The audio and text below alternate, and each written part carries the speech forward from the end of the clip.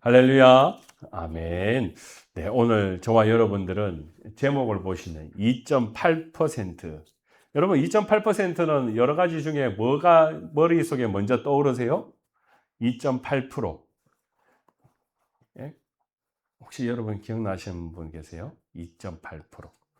예, 그러면 제가 여러분과 함께 조금 있다가 2.8%에 대해서 한번 생각해 보겠습니다. 예, 제가 이제 오늘 말씀을 준비하면서 오래전에 탈무드 가운데 읽었던 일 가운데 조그마한 일화가 생각납니다. 거기에는 이런 일화를 가진 또 한 부부가 찾아와서 랍비에게 질문하는 그런 이야기였습니다. 이 젊은 부부는요, 아이를 낳게 되었는데 이 아이의 이름을 뭐라 정할까라는 것에 대해서 고민을 하게 되었습니다. 우리도 그렇죠. 우리 아이들 낳을 때 어떤 이름을 정할까? 그래서 어떤 이름이 좋을까? 그래서 그 유대인들 전통 가운데 보면 자신의 아이의 이름을 정할 때 이제 부모님의 이름을 데려올 때가 종종 있거든요. 그래서 미국도 보면 그러죠. 마틴 루터 킹. 그럼 마틴 루터 킹 주니어. 그 아버지가이죠. 마틴 루터 킹은 자기는 주니어 이렇게 해서 아버지 이름을 따라오는 경우가 있습니다. 그래서 유대인들도 이런 전통이 있으니까 누구의 이름을 따라오는 게 좋을까? 요 고민이었습니다. 친할아버지의 이름 중에 하나, 외할아버지 중에 이름 중에 하나, 요걸 이제 정하려고 하는데 이게 어떻게 해야 될지 모르겠는 거예요. 그래서 랍비에게 찾아왔습니다. 어떻게 하면 좋을까요? 누구의 이름을 쓰면 좋을까요? 라고 했습니다. 그랬더니 랍비가 이렇게 이야기합니다. 아예 서로 원하는 한 사람의 이름을 선택하면 되지. 그걸 뭐 그래 걱정하는가? 이렇게 이야기했습니다. 근데 이 부부가 이야기합니다. 두 분 다 똑같은 이름을 가지고 있습니다. 그 이름 중에 이제 헤세드라는 단어가 우리가 보면 하나님께서 주신 하나님의 사랑 이런 의미가 헤세드거든요. 그 친할아버지도 헤세드라는 이름을 가지고 있고 외할아버지도 헤세드라는 이름을 가지고 있어요. 그러니까 사실 우리가 봐서는 더 쉬울 것 같은데 이렇게 이 부부가 이야기합니다. 사실 친할아버지에 가지고 있었던 이 헤세드는 할아버지는 조금 더 다른 사람들이 볼 때 유명하고 또 좀 존경을 받는 그런 인물이라면 외할아버지는 조금 거기에 비해서 좀 못 미친다 이렇게 생각하니까 똑같은 이름 헤세드를 가져오면 우리가 외할아버지 이름을 가져왔는지 친할아버지 이름을 가져왔는지 이거 사람들이 모르지 않습니까? 그러니까 선생님 어떻게 하면 좋겠습니까? 라고 물었습니다. 두 부부의 고민은 사실 되겠죠. 똑같은 헤세드니까 아마 이제 사람들이 봐서는 그거 외할아버지 이름이네. 또 이 사람은 친할아버지 이름이네. 그렇게 이야기하죠. 그래서 이 랍비가 지혜를 발휘하여서 이렇게 이야기합니다. 걱정하지 말게나. 똑같은 이름을 쓴다 하더라도 이 아이가 어떻게 자라나는가를 보면 이 아이는 친할아버지 이름을 가지고 왔구나. 만약에 이 아이가 자랐는데 이 친할아버지보다 좀 못하다면 이거는 외할아버지 이름을 따왔는 거네 하고 다른 사람들이 볼 것에 그런 걱정하지 말게 그런 지혜를 발휘한 이야기가 탈무드에 적혀 있었던 것을 제가 읽어본 적이 있습니다. 사실 여러분 우리가 아이들의 이름을 정할 때 어떤 이름을 쓸까 굉장히 고민스러운데 오늘 이 랍비 선생님이 이야기하는 것처럼 생각해 보면 그렇습니다. 이름을 어떻게 쓰느냐 그게 그 아이의 인생을 모든 게 정해지는 게 아니라 그 아이의 이름에 걸맞는 삶이 그 속에 일어나는가 이게 사실 중요한 것이죠. 그렇기 때문에 똑같은 이름의 헤세드를 쓴다 할지라도 하나님의 사랑을 쓴다 할지라도 그렇게 살지 않으면 그는 아무 의미가 없어져 버리게 된다라는 겁니다. 저는 우리가 이 질문 앞에 우리 그리스도인이라는 이름을 한번 생각해 보기를 원합니다.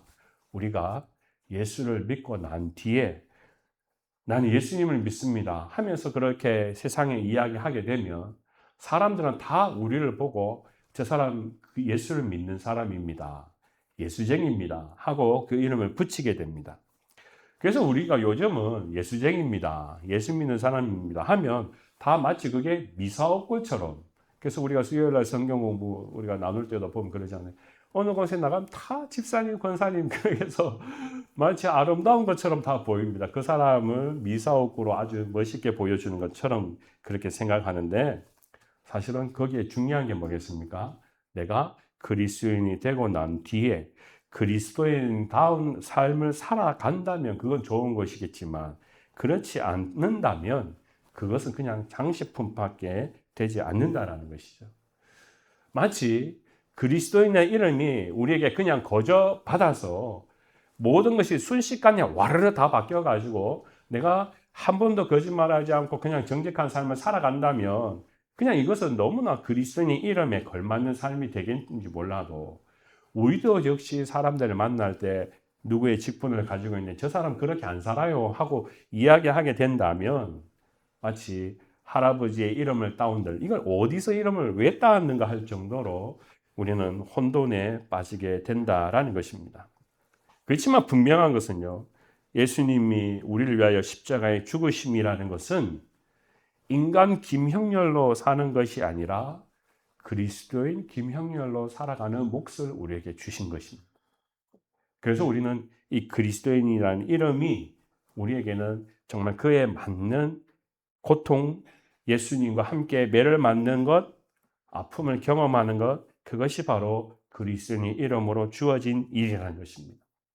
이사야 53장 3절 말씀에 보면 예수 그리스도가 채찍에 맞음으로 우리가 나음을 입었도다 라고 말씀했습니다. 우리 그리스도인이라는 이름이라는 이 자체는 바로 예수님께서 십자가의 채찍을 맞으심으로 나음을 통하여서 우리에게 주어진 이름이라는 겁니다. 우리가 그리스도의 이름을 그냥 값없이 그냥 아무 때나 갖다가 붙여서 그리스도인이라고 붙이는 것이 사실 아니라는 겁니다. 그만큼 우리는 예수님께서 채찍을 맞으시면서 우리의 죄를 벗어주신 그 일들을 우리가 기억하면 그리스도인다운 그리스도인으로 살아가는 것은 우리에게 아주 중요한 믿음의 삶이 될 것입니다. 그래서 저도 여러분들도 우리가 살아가는 데 있어서 그리스도인의 모습 가운데 해야 할 일들이 있습니다. 사명이 있습니다. 그 구상 선생이라는 분이 있습니다. 여러분도 아마 들어보셔서 아시겠는데요.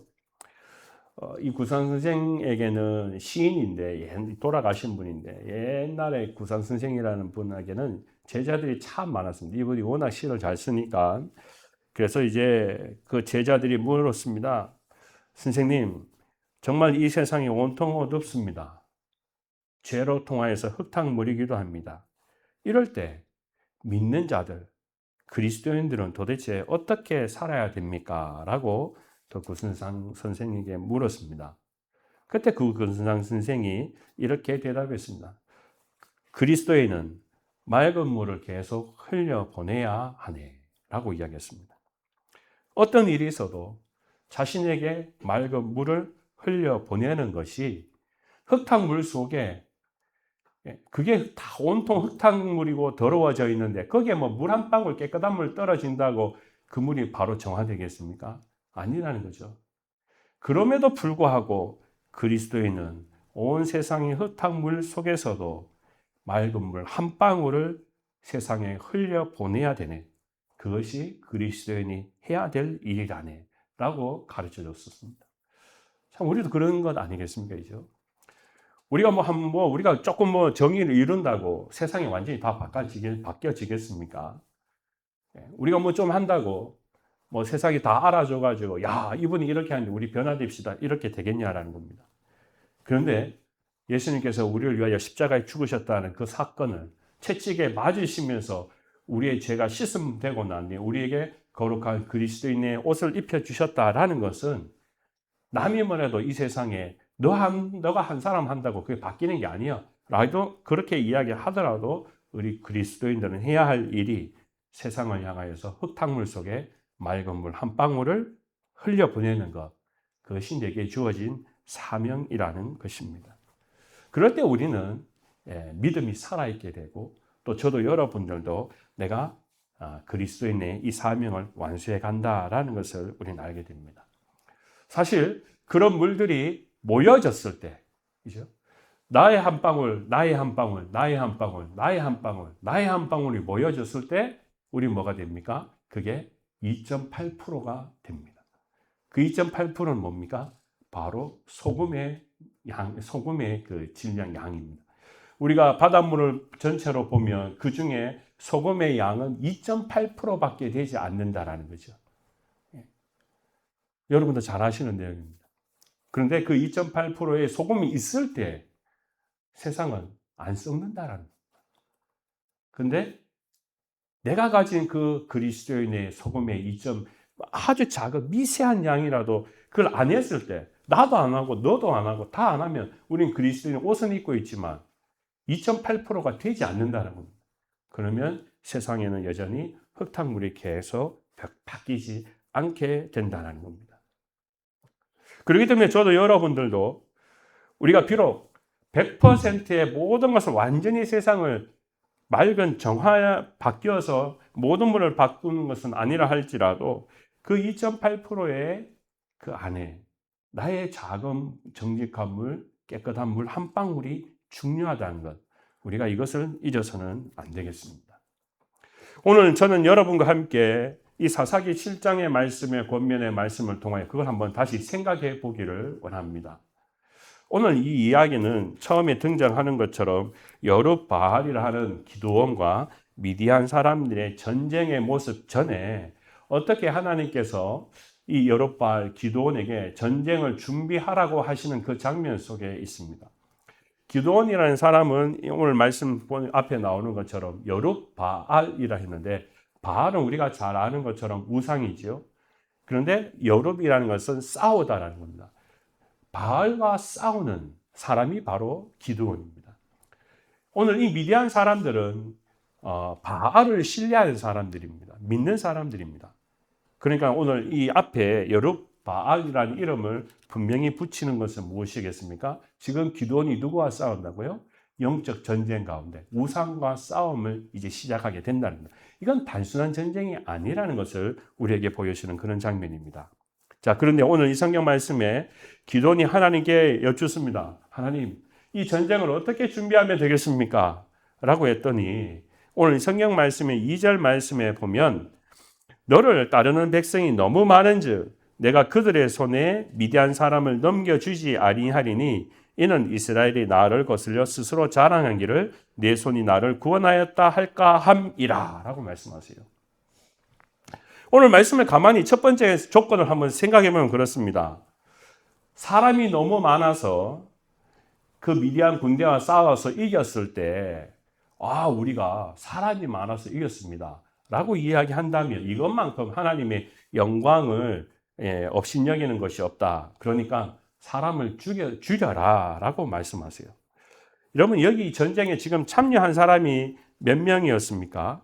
오늘 성경 말씀 3절 말씀에 보면 이렇게 기록되어 이제 너는 백성의 귀에 외쳐 이르기를 누구든지 두려워 떠는 자는 길르앗산을 떠나 돌아가라 하라 하시니 이에 돌아간 백성이 22,000명이요 남은 자가 10,000명이었더라. 즉 이 전쟁에 참여하고 있는 히브리 사람들은 32,000명입니다. 그러면 이 수가 많은 것이냐? 우리 그 미디안 군대는 과연 몇 명이었습니까? 여러분 혹시 기억나시는 분 계신가요? 우리 8장 10절 말씀에 보면 7장에는 안 나와 있는데 8장 10절 말씀을 보면 그 숫자가 적혀져 있습니다. 미디안이 얼마나 많은 숫자가 지금 전열을 하고 있었던가. 10절 말씀을 제가 한번 읽어보겠습니다. 동방 사람의 모든 군대 중에 칼든 자 12만 명을 죽였고 그 남은 15,000명 가량은 그들을 따라와서 거기에 있더라 라고 말씀하고 있습니다. 여기 지금 숫자를 다 따지면 12만 명 플러스 15,000명 하면 얼마입니까? 13만 5천이죠. 지금 이스라엘 군대가 준비하고 있었던 사람은 불과 해봤자 3만 명 넘는 인구인데 사람이 군사인데 13만 5천입니다. 그런데 하나님께서 3만 명 넘는 사람도 3만 2천 명도 많다. 많다 이야기야. 어떻게 13만 7천 명하고 3만 명하고 비교했을 때 비교의 수도 되지 않는데 하나님께서는 이것도 많다라고 이야기하십니다. 근데 여기에 조건을 보면 그렇습니다. 하나님께서 여기 이 지금 기드온에게 이야기하시기를 누구든지 두려워 떠는 자는 집으로 가게 하라 라고 말씀하세요. 3만 2천 명 가운데에도 그 속에 어떤 자가 있다고요?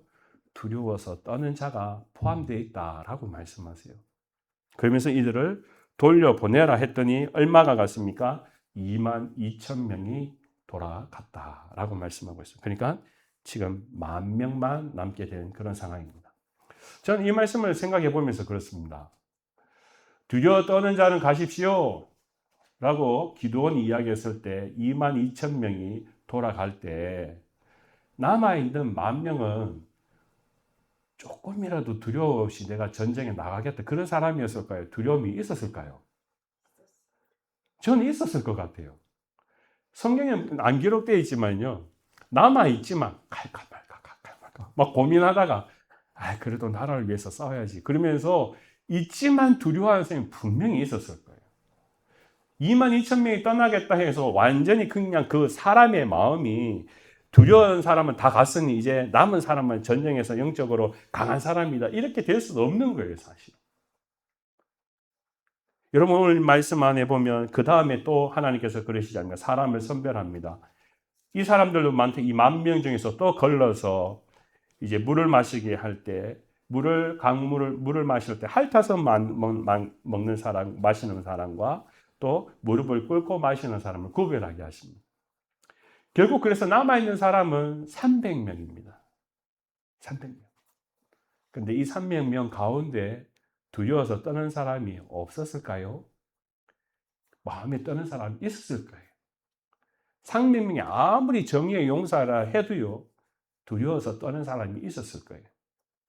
그런데 오늘 성경 말씀에 보면 이 두 가지 이 컨디션을 통하여서 우리에게 하시는 말씀이 있습니다. 4절 말씀에 보면은요, 첫 번째는 두려워하는 자들을 떠나라 라고 이야기하면서 4절 말씀에 두 번째 조건을 이야기하시면서 하시는 말씀이 너와 함께 가리라 하면 그는 너와 함께 갈 것이요. 내가 누구를 가리켜 내게 이르기를 이 사람은 너와 함께 가지 말라 하니라 하면 그가 가지 말 것이니라. 그 말은 뭡니까? 명령에 순종할 수 있는 사람이라는 겁니다. 첫 번째는 두려움에 관한 이야기를 했지만 두려움으로 문제가 아니라 두려움 가운데에도 내가 순종하는 사람이냐 순종하지 않는 사람이냐 이걸 구분하라고 말씀하시는 거예요. 그래서 물을 핥는다고 이야기할 때 그 물을 핥는 과정 속에서도 그 순종을 어떻게 하느냐라는 것을 너는 그걸 보게 될 것이다 라고 말씀합니다. 자, 그래서 오늘 성경 말씀을 통하여서 우리가 꼭 기억할 것이 있습니다. 하나님의 이 복음의 길을 따라가는 데 있어서 말씀의 길을 따라가는 데서 첫 번째 제일 중요한 건 뭡니까?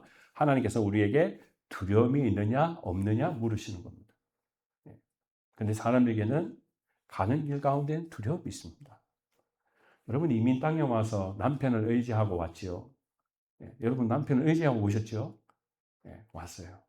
남편을 믿으면 모든 두려움이 없습니까?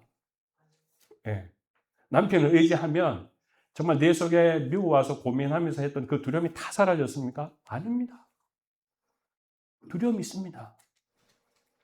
근데 우리는 그때 그 두려움을 떨쳐버리는 방법이 무엇이었습니까? 하나님 말씀 앞에 순종하는 거예요. 두려울 때 내가 하나님 말씀 앞에 순종하는 것과 순종하지 않는 것에서 마지막 300명이 결정되더라는 거예요. 저와 여러분이 이걸 꼭 기억해 두시면 있습니다. 자, 제가 오늘 말씀에 이야기한 것처럼 이 세상의 바닷물 속에 보면 2.8%가 세상을 바꿉니다. 소금이 썩지 않게 합니다. 그런데요, 생각해 보면 그렇습니다.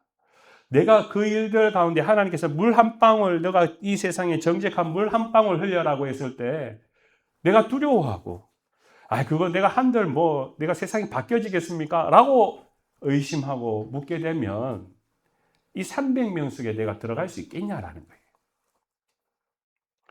오늘 성경 말씀을 제가 보면서요. 3만 2천 명 가운데 마치 소금처럼요. 두려워 떠는 자들이 있었으니까 그 속에서 2.8%가 뭔가 그래도 엑기스 같은 사람이 아닐까 해서 계산을 해보니까 얼마냐면 8,960명이에요. 3만 2천 명 중에 2.8%는 8,960명. 적어도 전쟁에서 하나님께서 말씀하시고 하나님께서 생각하시는 대로 우리의 생각대로 2.8% 정도 그 사람들은 적어도 있어야 됩니다. 그래야지 소금 때문에 세상의 물이 안 썩는 것처럼 적어도 8,960명이 있어야지 그나마 그래도 이 전쟁에서 승리하지 않겠습니까? 라고 우리는 생각할지 모르는데 하나님께서는 2.8%도 안 사용하시더라고요. 300명이면요. 0.9%예요. 0.9%. 여러분 이거 신기하지 않습니까? 자연의 이치도 2.8%의 소금이 물을 안 썩게 하는데 오늘 전쟁 가운데 나아가는 히브리 백성들 가운데 하나님께서 선택하시는 그 과정을 보면 딱 300명이에요. 300명. 근데 그 사람들의 조건이 뭡니까? 두려워하지 않는 자, 두려움 속에서도 하나님의 말씀에 순종하는 자라. 이게 사실 하나님께서 가장 필요로 하시는 사람이라는 거예요. 저와 여러분들이 가는 이 믿음의 길, 우리 교회의 앞의 모습도 저는 오늘 이 기드온이 사람을 뽑았는 그 과정과도 또 동일하다고 믿습니다. 다 사람들마다 제가 함께 가겠습니다. 제가 하겠습니다. 라고 하겠지만 근데 두려워하는 사람은 가세요. 그러면 그 속에 제가 솔직히 두렵습니다 하면 가겠지요. 근데 여러분 우리가 가는 길은 두렵습니다. 그죠?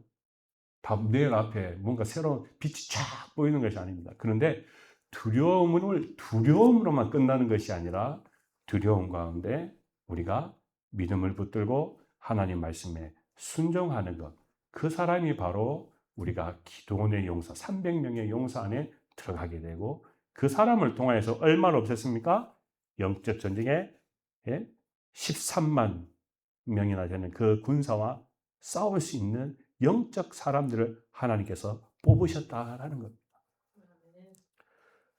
저는 저와 여러분들이 이 일들 가운데 부르신 기도원의 300명 중에 저와 여러분이 있는 줄 믿습니다. 우리 사랑하는 교회도요. 그 일들 가운데 우리가 함께합니다. 그렇기 때문에 우리가 정직한 길을 가는 것은 항상 외롭고 힘든 겁니다. 그렇지만 우리는 해야 될 일이 뭡니까? 그 흙탕물 속에 더러운 세상 속에 깨끗한 물 한 방울 흘리는 것이 우리의 역할입니다.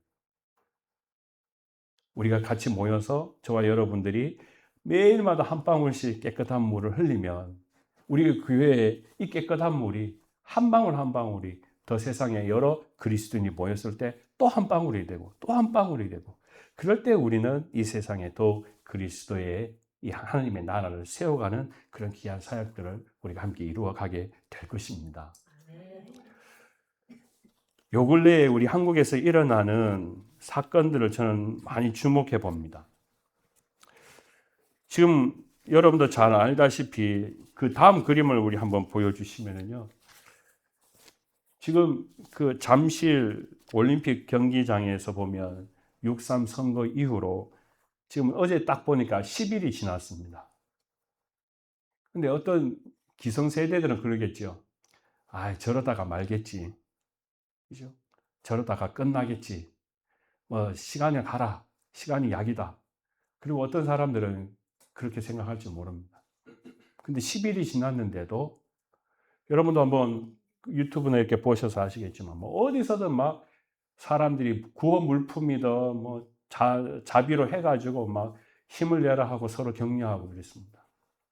이건 어떤 정치적인 싸움이 아닙니다. 여러분도 잘 알다시피 6.3 선거에서 한 사람 한 사람에게 정당하게 주어진 정의를 세워가는 투표 한 장. 저는 그게 물 한 방울하고 똑같다고 동일하게 생각합니다. 그건 누구나가 다 해야 되는 일인데도 불구하고 그것을 하지 못했는 그 일들 가운데 젊은 청년들이 일어났습니다. 이거는 정의롭지 못합니다. 이거는 정치적인 색깔이 아니고 모든 사람에게 주어진 참정권은 해야 할 일인데 누군가는 했다면 누군가는 못했다면 이거는 공평한 선거가 되지 못합니다. 재선거를 해야 됩니다 라고 청년들이 지금 이 시대에 우리 안에 맑은 물을 흘리려고 하는 그런 장면 속에 있습니다.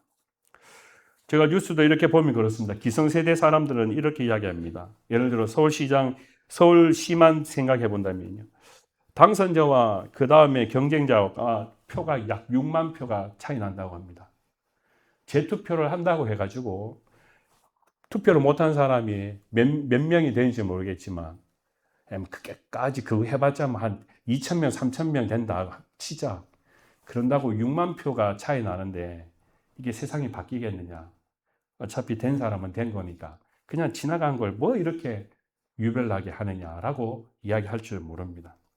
좋은 게 좋은 거니까 부실되어 있는 이 선관위가 실수를 했으니까 이건 그냥 실수로 했으니까 처벌받을 사람은 처벌받고 다음부터 잘하면 되지 하고 그렇게 이야기할 수 있습니다. 그것도 방법일 것입니다. 그런데 이것은 우리가 생각하는 기성세대의 사람들의 생각입니다. 처음부터 잘못되었는데 그걸 어떻게든 덮고 문제를 풀려고 한다 보면 우리는 어른이 되어서 이런 일들을 수다하게 많이 경험하게 됩니다. 그러니까 우리는 익숙해져 있습니다. 하지만 젊은이들은 이것이 익숙하지가 않습니다. 받아들이지가 않는 것입니다. 그렇기 때문에 우리 젊은이들이 이야기하는 또 이 지금 잠실에 나와 있는 이 많은 사람들이 이야기를 생각하면 처음부터 다시 해야 된다. 이 과정이 얼마나 복잡한 것인지 얼마나 어려운 것인지 또 그것을 하려 하면은 법원에 가서 해야 할 일이 얼마나 많은지 모릅니다. 그런데 저는 이 청년들과 이 여기에 나와 있는 사람들을 한번 생각해 보면 그렇습니다. 결국 뭡니까? 이 사람들의 숫자는요, 우리 대한민국 전체의 숫자로 봐서는 채 1%도 안 될지 몰라요. 여기에 나와 있는 사람이요, 10,000명, 20,000명 매일마다 그렇게 나오는지 몰라요. 아니, 전체를 생각해보면 다 나와서 하는 것도 아닙니다. 저는 이들 중에 누가 이제 영상을 틀어주는 걸 보고 제가 좀 놀란 장면이 있습니다. 단 게 아니고 이 안에 저는 직접 보지는 못했지만 이 안에 그리스도인들이 있는 것입니다.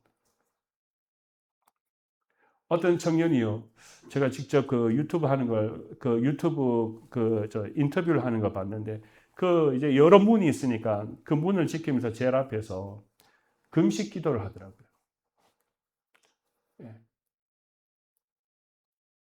막 그러면서 울부짖고 기도를 합니다. 이 청년이 이야기하는 것은 뭐겠습니까? 그냥 바른 투표를 다시 하자. 이게 정의가 세워지는 것이라고 자기는 하나님 앞에 기도하는 거예요. 이건 뭐 제가 그 사람이 어떤 파냐, 그거는 저는 중요하지 않습니다.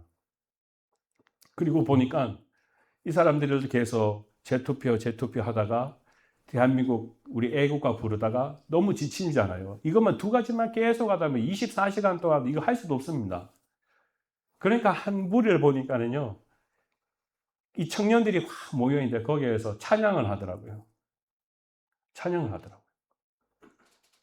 이제 아무리 나라를 사랑해서 재투표 애국가를 불러도 지치니까 그 지친 마음을 다시 회복하기 위해서 이들이 하나님 앞에 찬양을 하는, 막 모여가지고 청년들이 모여서 하나님 앞에 찬양을, 그러면서 자기들이 힘을 얻는 거죠.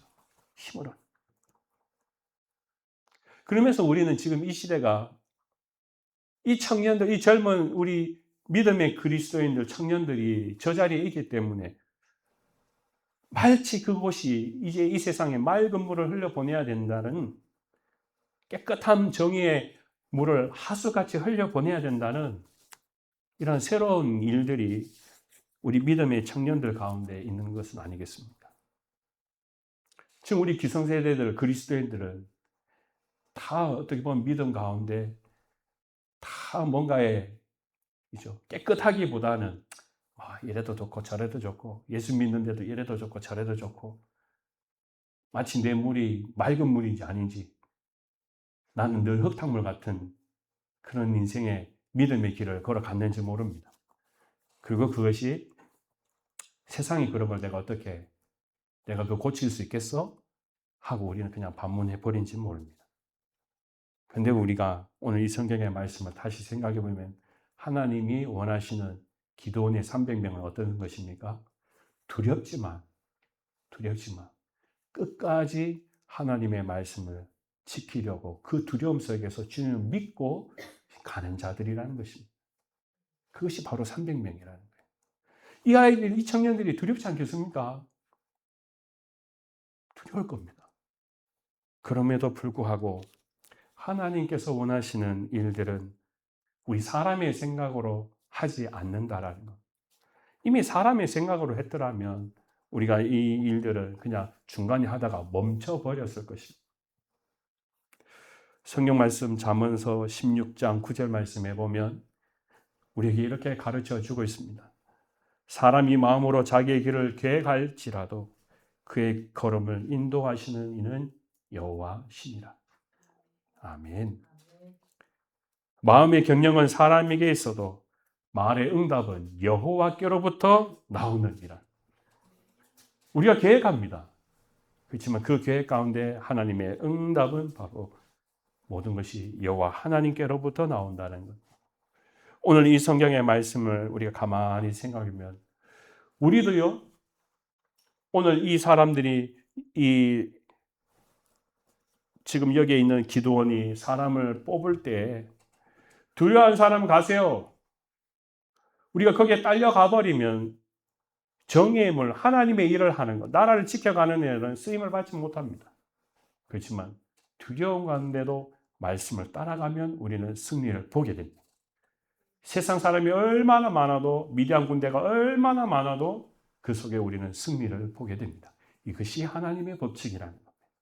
저도 여러분들도 오늘 이 말씀을 통하여 우리가 이 세상을 향하여서 우리 그리스도인으로서 지금까지 살아오면서 내가 가진 작은 깨끗한 물 한 방울, 그것이 바로 이 세상을 썩지 않게 하는 그리스도인의 눈물이라는 것, 하나님의 눈물이라는 것, 그것을 우리가 기억하고 더욱 우리가 정의를 하수같이 생명의 물 한 방울을, 정의를 실천하는 저와 여러분의 믿음 되시기를 주님의 이름으로 축원합니다.